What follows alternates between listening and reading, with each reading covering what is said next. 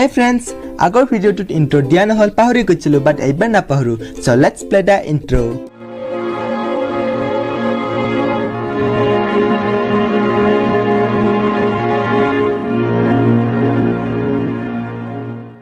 बारो ইন্ট্ৰোটো কেনে লাগিছে তে কমেন্ট কৰিব পিছে আজিৰ এই ভিডিঅ'টোত আমি আলোচনা কৰিম পিকনিক প্লেছৰ বিষয়ে পিকনিক প্লেছ বুলি ক'লে আমাৰ মনলৈ এতে ধুনীয়া আৰু পৰিষ্কাৰ শান্ত ঠাই মনলৈ আহে কিন্তু এইটো বাৰু বাস্তৱ নে আজিৰ দিনত কিয়নো পিকনিক প্লেছ বুলি ক'লে এতিয়া এটি দুৰ্গন্ধময় অপৰিষ্কাৰ পৰিৱেশৰ লগতে সুৰাৰ বটল পৰ্যন্ত দেখা যায়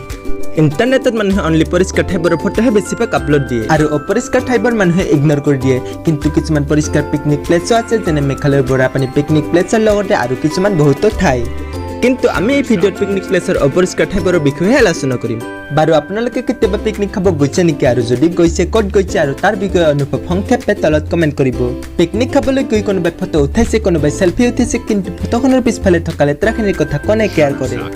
ফাৰ্ষ্ট আপুনি পিকনিক খাবলৈ গ'লে লগত কি লৈ যায় খাদ্য এটি কম্পালসৰি নহয় নে কিন্তু খাদ্যৰ নামত আপুনি লৈ গৈছে পিকনিক প্লেছখনৰ বাবে যাব কিয়নো আপুনি পিকনিক খাবলৈ যেখিনি খাদ্য লৈ যাব সেই খাদ্যৰ আপুনি অলমোষ্ট 80% খাব আৰু বাকি 20% জাবৰ হিচাপে পেলাই থৈ আহিব और इसका सबूत आपको मिलेगा जब आप एक पिकनिक प्लेस में जाकर एक लंबी और गहरी सी सांस लोगे और आपको खुशबू नहीं बदबू मिलेगा और यही है इसका सबूत আৰু কিছুমান পিকনিক প্লেছত এটি বস্তু প্ৰায় দেখিবলৈ পোৱা নাযায় হেতু হল শৌচালয় আৰু প্ৰস্ৰাৱগাৰ আৰু প্ৰস্ৰাৱগাৰ বা শৌচালয় অবিহনে স্বচ্ছ ভাৰতৰ সপোন অৰ্থহীন আৰু শৌচালয় অবিহনে আমাৰ ইণ্ডিয়ান ষ্টাইলটো থাকিবই না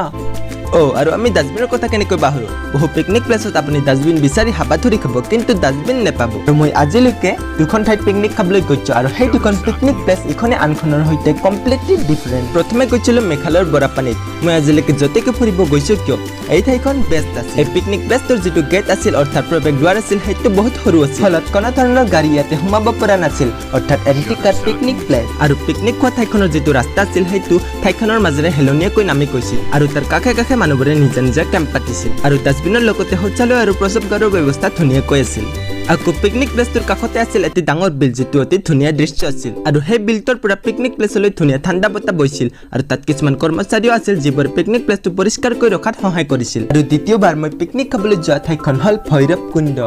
মই যেতিয়া বাছখনৰ পৰা নামিছিলো তেতিয়া দেখিলো চাৰিওফালে প্লাষ্টিক বটল প্লাষ্টিকৰ থাল পৰি থকা ভাত আঞ্জা মানে সকলো আৰু লগতে দুৰ্গন্ধময় পৰিৱেশ डस्टबिन और शौचालय का तो कोई नामो निशान ही नहीं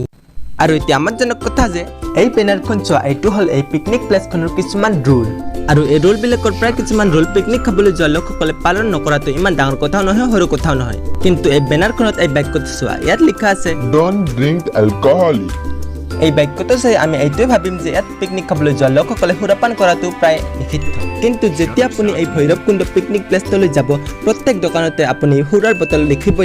আৰু যেতিয়া মই এখন দোকানত চিপছ ল'বলৈ গৈছিলো দোকানীজনে মোক মদৰ বটল যাচিবলৈ বিচাৰিছিল আৰু এই সৰু ল'ৰাটোৱে আজিলৈকে মদৰ বটলৰ ঢাকনি কেনেকৈ চুবলৈ পোৱা নাই আৰু তেওঁ এই সৰু ল'ৰাটোক মদৰ বটল যাচিছে ঐ গতিকে ভিডিঅ'টো এইখিনিতে শেষ আপুনি পিকনিক খাবলৈ যোৱা ঠাইখনৰ নাম কমেণ্ট নিশ্চয় কৰিব আৰু ভিডিঅ'টো ভাল লাগিলে আৰু লাইক কৰিব আৰু চেনেলটো ছাবস্ক্ৰাইব কৰিব এতিয়া বিদায়